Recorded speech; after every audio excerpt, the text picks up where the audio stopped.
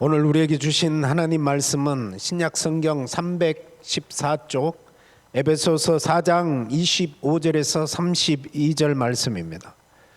에베소서 4장 25절에서 32절 말씀입니다. 이제 말씀을 봉독합니다. 하나님의 말씀을 경청하시기 바랍니다. 그런즉 거짓을 버리고 각각 그 이웃과 더불어 참된 것을 말하라. 이는 우리가 서로 지체가 됨이라. 분을 내어도 죄를 짓지 말며 해가 지도록 분을 품지 말고 마귀에게 틈을 주지 말라. 도둑질하는 자는 다시 도둑질하지 말고 돌이켜 가난한 자에게 구제할 수 있도록 자기 손으로 수고하여 선한 일을 하라. 무릇 더러운 말은 너희 입 밖에도 내지 말고 오직 덕을 세우는 데 소용되는 대로 선한 말을 하여 듣는 자에게 은혜를 끼치게 하라. 하나님의 성령을 근심하게 하지 말라. 그 안에서 너희가 구원의 날까지 인치심을 받았느니라.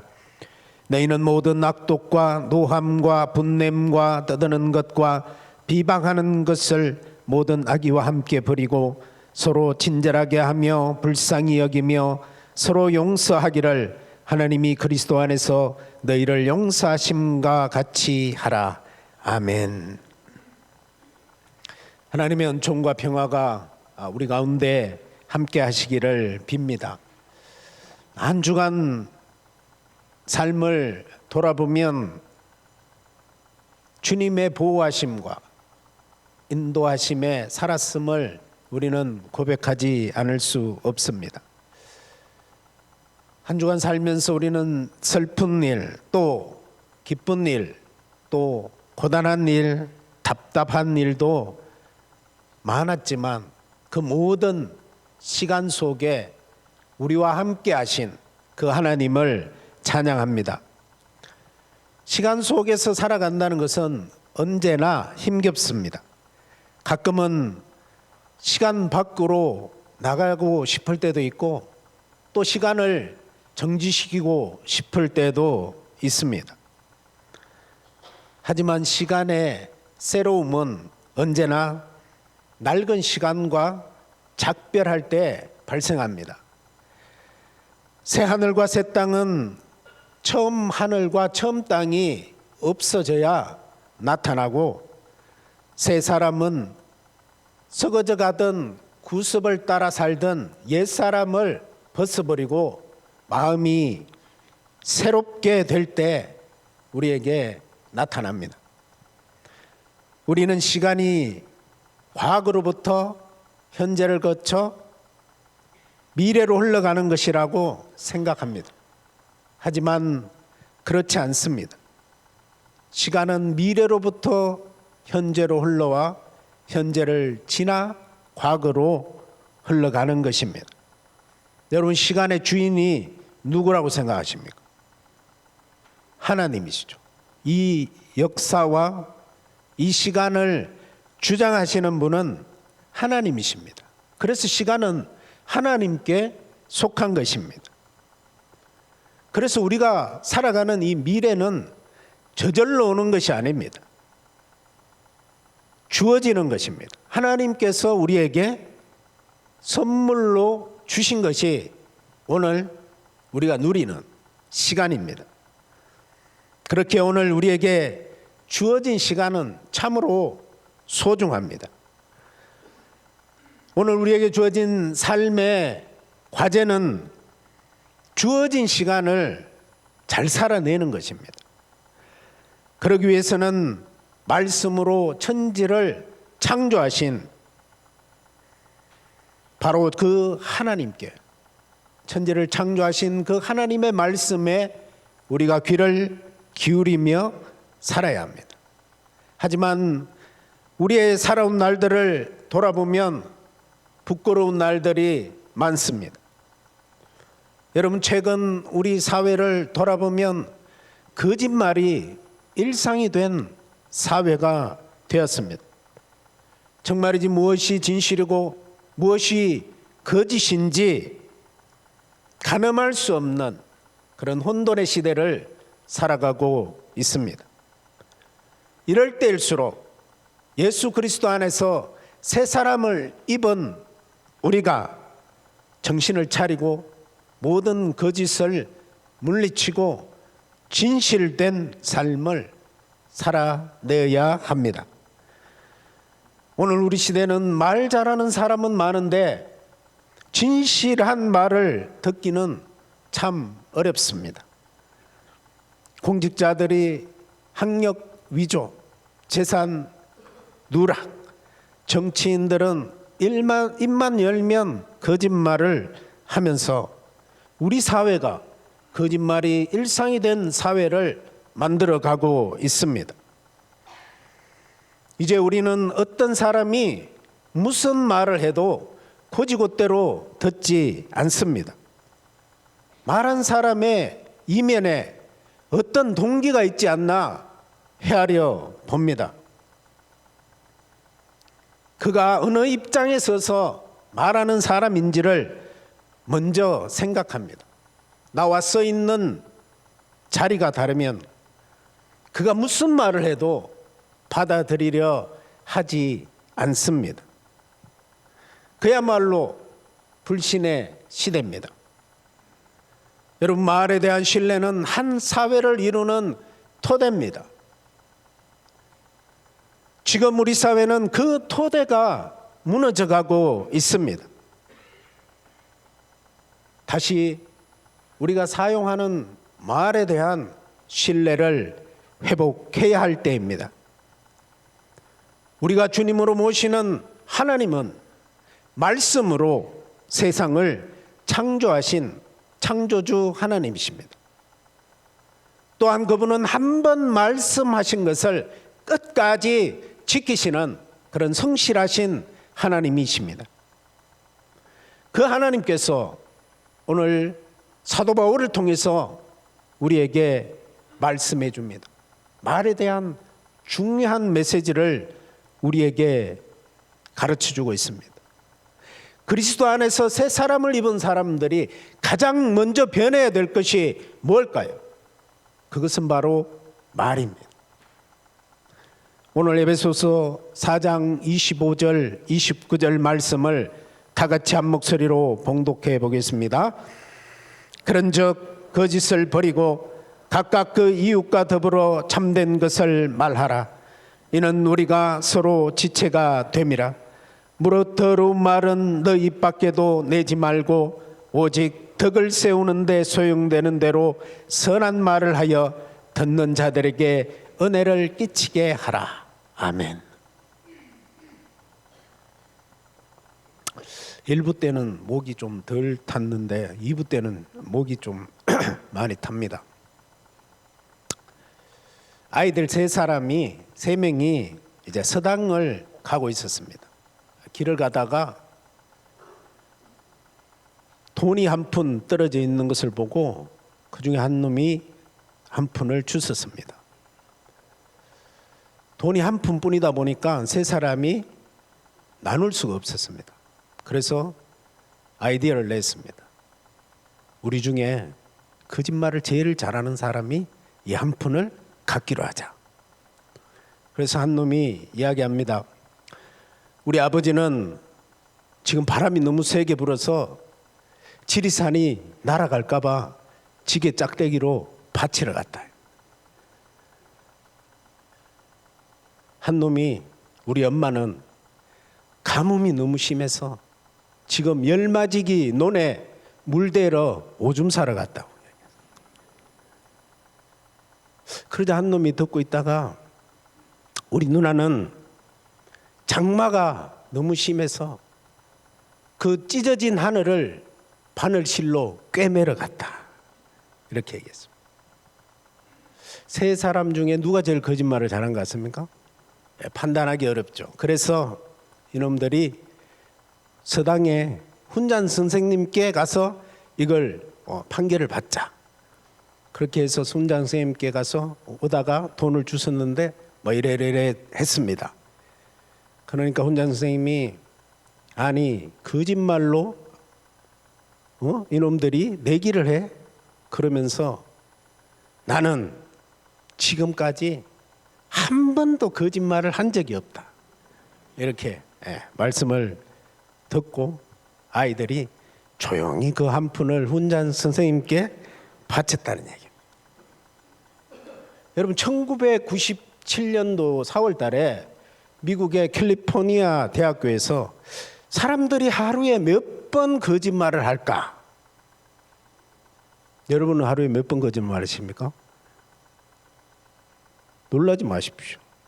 8분에 한 번씩 하루에 200번씩 거짓말을 한다는 거예요. 뭐 일반적이진 않습니다. 근데 이게 20명의 사람들에게 마이크를 달아서 하루 종일 얘기한 것을 복귀해 보니까 8분에 한 번씩. 그러면 입만 열면 뭐다? 거짓말이다. 자, 여러분들이 제일 많이 하는 거짓말 뭡니까? 약속 시간에 늦었을 때 뭐라고 얘기합니까? 차가 막혔어. 다 똑같습니다. 이건 뭐 1부 때나 2부 때나 다 차가 막혀서 늦었다. 거짓말을 많이 하는 직업은 어떤 직업이 있을까요? 이것은 직업을 폄훼하려고 하는 거 아닙니다. 장사하는 사람이죠. 뭐라고 얘기합니까? 남는 거 없다. 본전 밑가고 주는 거다. 다. 2위가 정치인입니다. 정치인은 뭐라고 얘기합니까? 정치 자금 한 푼도 안 받았다. 이렇게 얘기합니다. 언론인, 변호사, 세일즈맨 뭐 이런 순으로 매겨져 있습니다. 그럼 사람들은 왜 거짓말을 할까요? 왜 거짓말을 할까? 다른 사람에게 무시당하지 않으려고? 아니면 자신을 좀 더 돋보이려고? 아니면 다른 사람에게 인정받고 싶어서? 그것도 아니면 자기 이속을 챙기기 위해서 거짓말을 하는 것일까요? 사람들은 자기 안전과 이익을 위해서 자신을 속이고 다른 사람도 속이는 거짓말을 하면서 살아갑니다. 거짓말은 너와 나 사이를 잇는 신뢰의 다리를 무너뜨리는 그런 말입니다. 우리는 지금 말들이 제 집을 잃고 떠돌아다니는 그런 시대를 살아가고 있습니다. 여러분 정치인들의 말, 또 기업가의 말, 심지어는 종교인의 말까지도 신뢰하지 않습니다. 이게 바로 우리가 살아가는 시대의 비극입니다. 여러분 말에는 씨가 있다는 격언이 있습니다. 하나님께서 말씀으로 세상을 창조하셨듯이 사람에게도 사람의 말에도 창조성이 깃들어 있습니다. 말로 행복을 창조하는 사람이 있는가 하면 말로 불행을 창조하는 사람도 있습니다.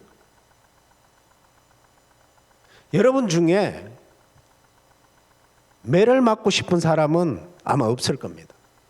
하지만 오늘 예배를 마치고 집에 갈 때 아무나 붙잡고 욕을 한번 해보십시오. 그럼 여러분들이 구하는 것을 반드시 얻을 겁니다.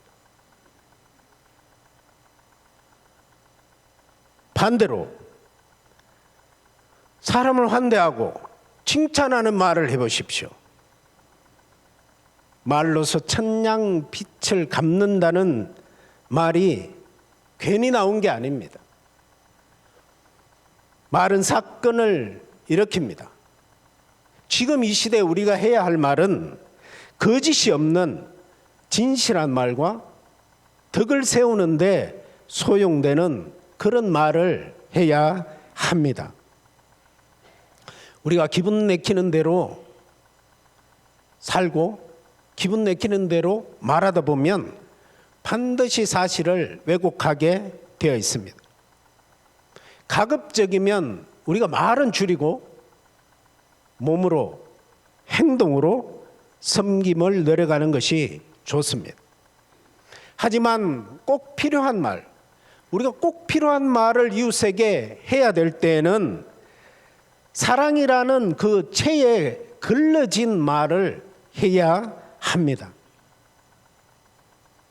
우리가 하는 말도 사랑이라는 그 체에 걸러서 말하게 되면 덕을 세우고 다른 사람을 살리는 말로 변화될 것입니다. 예수님께서는 사람들을 위로할 때도 또 꾸짖을 때도 그를 선한 길로 이끌려는 마음을 말에 담았습니다. 예수님께서 말로 사람을 살릴 수 있었던 것은 그분은 하나님께로부터 보내온 말을 하나님이 주신 말씀을 했기 때문입니다. 나의 가르침은 내 것이 아니라 나를 보내신 분의 것이다. 저는 우리가 사용하는 말이 하나님께로부터 온 그런 생명의 말씀이기를 간절히 소망합니다. 말이 나로부터 나올 때 우리는 다른 이에게 상처를 입히기 일쑤입니다. 이기적이고 정욕적이고 자기의에 사로잡힌 사람들의 말이 곱고 선할 리가 없기 때문입니다. 여러분, 수요 기도회 때 주한 목사님이 대도 신창원에 대해서 신창원의 그 간증을 해 주셨습니다. 그가 초등학교 5학년 때 그의 담임 선생님이 신창원에게 이렇게 얘기했습니다. 야, 이 새끼야, 돈도 가지고 오지 않는 놈이 학교는 못하러 와. 꺼져. 이렇게 말했습니다.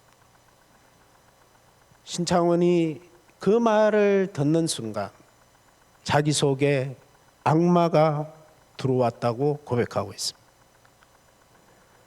만약 그때 그 선생님이 너는 참 착한 놈이다, 그리고 머리를 한번 쓰다듬어 주었다면 오늘 자기가 여기 있지 않지 않았을까, 그런 고백을 수기로 한 것을 예화로 말씀해 주셨습니다. 우리의 말이 죽이는 말입니까? 우리의 말이 사람을 살리는 말입니까?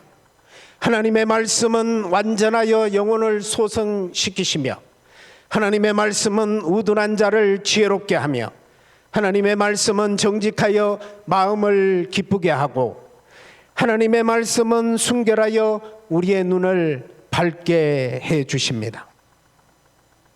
이제 우리는 예수 그리스도 안에서 새 사람을 입은 사람들입니다. 새 사람들이 새해에 해야 하는 말은 거짓말을 버리고 진실된 말로 다른 사람에게 용기를 북돋아주고 이웃을 살리는 말이어야 합니다. 원래는 말로 서로를 살리는 우리 신당 중앙교회 모든 성도님들이 되시기를 예수님의 이름으로 축복합니다. 두 번째로 24년 새해는 화를 덜 낼 수 있으면 좋겠습니다. 화를 너무 내지 마시기 바랍니다. 화는 뭡니까? 불이죠, 불. 불을 가슴에 품으면 어떻게 됩니까? 여러분, 불을 안 품어 보셨군요. 불을 가슴에 품으면 화근이 됩니다. 화근은 그 병의 근원이죠. 암덩어리 뭐 이런 거 다 어디에서 옵니까? 화, 분노, 여기에서 옵니다. 여러분, 부정적인 감정이 우리를 지배할 때 우리 안에는 신성한 불꽃이 있습니다. 성령의 불이라고도 할 수 있습니다. 예수 그리스도를 구세주로 믿는 사람 안에는 누가 계십니까? 성령님이 계시죠. 성령님이 우리 안에 계십니다. 그 성령님께서 우리에게 다른 사람을 받아들일 수 있는 능력과 용서할 수 있는 능력과 사랑의 능력을 우리에게 주십니다. 하지만 우리가 자주 화를 내면 어떻게 될까요? 그 성령의 불이 소멸되는 것입니다. 우리가 화를 내는 이유가 있습니다. 우리가 화를 내는 이유는 외부에서 나에게 과도하게 요구하든지 누군가 나의 요구에 응답하지 않으면 우리는 화를 냅니다. 살다 보면 화나는 일이 참 많습니다. 짜증날 때 있고 우리를 슬프게 하기도 하고 미움의 감정이 시도 때도 없이 일어나죠. 얼굴만 봐도 화가 나는 사람이 있습니다. 심각하죠. 예. 옆 사람 한번 돌아보세요. 어떠세요? 안 돌아보시는 분들은 뭘까요? 자, 옆 사람 한번 보세요. 얼굴만 봐도 어떻습니까? 화가 나십니까? 아니면 기쁘십니까?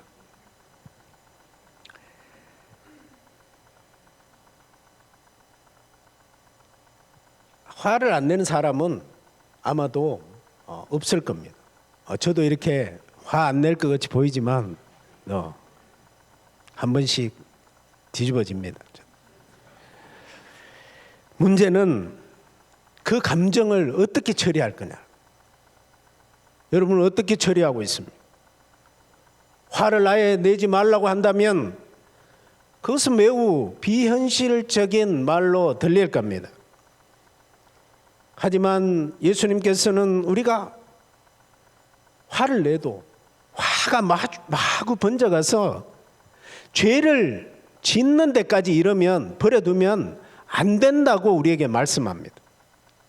화에 굴레를 씌워야 된다고 얘기합니다. 여러분, 아궁이 안에 있는 집단은 뭘 끓게 합니까?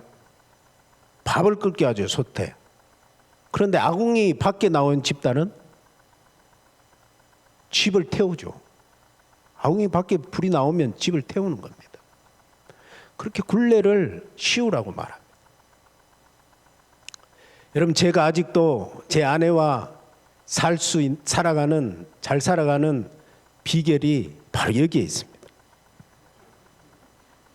저는 신혼 때부터 이 말씀을 지금까지 잘 지키고 있습니다. 때때로 우리도 싸울 때도 있습니다. 다툴 때도 있고 의견의 충돌 일어날 때도 있습니다. 하지만 저희 부부가 한 가지 명심하고 있는 것은 바로 해가 지도록 분을 품지 말고 이 말씀을 지켰다. 아침에 말싸움이 할 수도 있습니다. 의견 충돌이 일어날 수도 있습니다. 하지만 해가 서쪽으로 뉘엿뉘엿 넘어가면 저는 마음이 안절부절 못합니다. 이거 빨리 해결을 해야 되는데 그러다 타이밍을 놓쳐서 12시가 되면 그 전에 어떻게 하든 미안하다, 잘못했다 사과를 함으로써 아내의 화를 누구뜨리고 마귀에게 틈을 주지 않는 삶을 오늘 여기까지 살아왔기 때문에 아직도 쫓겨나지 않고 이렇게 잘 살고 있습니다. 쫓겨날 위기에 처해 있는 분들은 꼭 이 말씀을 명심하시기 바랍니다. 해가 지도록 품고 있는 노여움은 결국에 자기와 다른 이들의 마음을 시커먼 잿더미로 만들고 말 것입니다. 여러분, 악마가 제일 좋아하는 순간은 우리 마음에 누군가를 향한 적개심과 분노의 감정이 자라고 있을 때입니다. 이게 바로 마귀에게 틈을 주는 것입니다. 그러면 화를 품지 않기 위해서는 어떻게 해야 합니까? 그것을 해결하는 방법은 그걸 가지고 주님께 나가야 됩니다. 분노하고 화가 났을 때 사람을 찾아가서 말을 하는 것이 아니라 주님께 나와야 됩니다. 주님께 털어놔야 됩니다. 저도 도저히 삭힐 수 없는 분노가 일어나면 하나님께 욕하면서 따집니다. 분노를 쏟아놓습니다. 그러면 어느 정도 시간이 지나면 어떻게 됩니까? 주님께서 마음을 어루만져 주시고 그 길을 제시해 주십니다. 틀림없이 여러분 해결해 주십니다. 여러분, 화를 우리가 품는다는 것은 바로 주님과 대면하기를 거절하는 그런 불신앙입니다.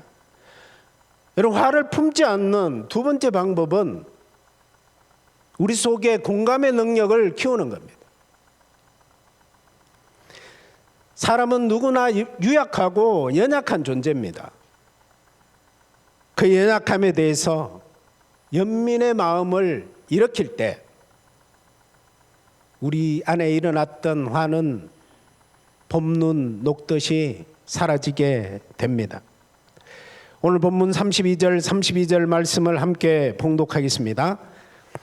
너희는 모든 악독과 노함과 분냄과 떠드는 것과 비방하는 것을 모든 악의와 함께 버리고 서로 친절하게 하며 불쌍히 여기며 용서하기를 하나님이 그리스도 안에서 너희를 용서하심 같이 하라. 아멘. 24년도 우리 신당중앙교회 모든 성도님들은 서로를 용서하는 그런 삶을 살았으면 좋겠습니다. 우리가 다른 사람을 용서하기 위해서는 자꾸만 입장을 바꿔놓고 생각해 봐야 됩니다.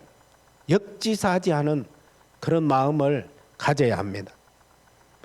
다른 사람의 서 있는 자리에 내가 서봐야 한다는 그런 말씀입니다.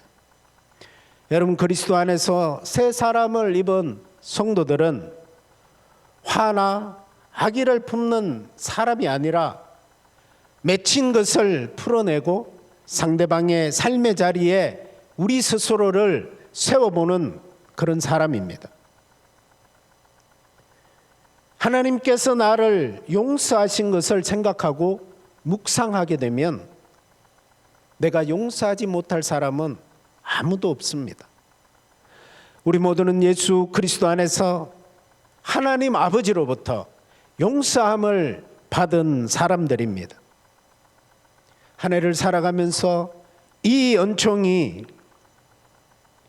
우리 삶을 가득 채울 수 있도록 기도하며 살아가는 저희들이 되시기 바랍니다. 마지막으로 올해는 우리 일터에도 주님의 은총이 함께 하기를 빕니다. 여러분, 비정규직은 점점 늘어가고 청년들의 실업은 갈수록 증가합니다. 자영업을 하시는 분들도 마찬가지입니다. 물가는 높고 이자는 내려올 기미가 보이지 않습니다. 이런 경제의 앞날이 암울한 이때에 하나님의 도우심의 손길이 우리의 삶을 풀어주기를 간절히 바랍니다. 오늘 28절 말씀입니다. 다 같이 한번 읽어보겠습니다. 도둑질하는 자는 다시 도둑질하지 말고 돌이켜 가난한 자에게 구제할 수 있도록 자기 손으로 수고하여 선한 일을 하라. 이 말씀은 일이 우리의 부담이 아니라 기쁨이 될 수 있는 그런 비결을 말씀해 주고 있습니다. 우리가 일하는 것은 나와 내 가족을 위해서도 일하고 있지만 누군가에게 무언가를 줄 수 있기를 소망하면서 일하라는 말씀입니다. 여러분, 삶이 힘겨울수록 사람은 움츠려듭니다. 내가 먹고 살기 힘들면 내 손을 펴기보다 움츠리게 되어 있습니다. 하지만 경제적으로 어려움이 오더라도 가난한 사람은 되지 말아야 합니다. 제가 생각하는 가난한 사람에 대한 정의는 이렇습니다. 가난한 사람이란 남들과 더불어 나눌 것이 없는 사람입니다. 비록 가난해도 누군가에게 주는 즐거움을 맛보는, 누군가에게 다른 사람을 도와주는 그런 즐거움을 맛보는 그런 신앙의 신비로 24년 새해를 살아가시기 바랍니다. 어려운 사람을 도우려는 마음을 가진 사람에게 우리 주님께서는 반드시 복을 주실 것입니다. 24년도에 우리 믿음이 더 깊어지기를 바랍니다. 우리의 삶이 항상 예수 그리스도 안에서 예수님을 진심으로 사랑하고 또 그분을 닮고자 하는 열망이 우리의 삶을 이끌어가기를 예수님의 이름으로 축원합니다. 24년 한 해 우리 앞에 놓여진 시간은 하나님께서 우리에게 주신 소중하고 소중한 시간입니다. 우리가 욕심의 그릇을 작게 하면 감사가 넘치게 되고, 우리가 이웃을 향해 선물이 되려고 애쓰면 우리 가운데 평화가 깃들고, 우리가 다른 사람을, 누군가의 짐을 지려고 하면 우리의 짐이 가벼워질 것입니다. 24년 새해는 이런 신앙의 신비를 날마다 체험하며 살아가시기를 바랍니다. 주님께서 우리에게 은총으로 베풀어 주신 한 해가 우리 앞에 놓여 있습니다. 주님과 멋지게 이 한 해를 걸어가는 우리 신당중앙교회 모든 성도님들이 되시기를 예수님의 이름으로 축복합니다. 하나님 아버지, 저희를 그리스도 예수 안에서 새롭게 거듭나게 해 주셔서 감사드립니다. 24년도 우리의 삶이 하나님의 마음에 접속하며 주님의 말씀에 따라 거짓말을 버리고 선하고 착한 말, 사람을 살리는 말을 하며 살아가도록 은혜를 주시옵소서. 분을 내고 화를 내어도 해가 지도록 분을 품지 말게 하시고, 열심히 일하고 그것을 이웃과 나눌 수 있는 믿음도 주시옵소서. 주님이 주신 이 시간을 주님과 동행하는 삶을 살아내도록 인도해 주옵소서. 예수 그리스도의 이름으로 기도드립니다. 아멘.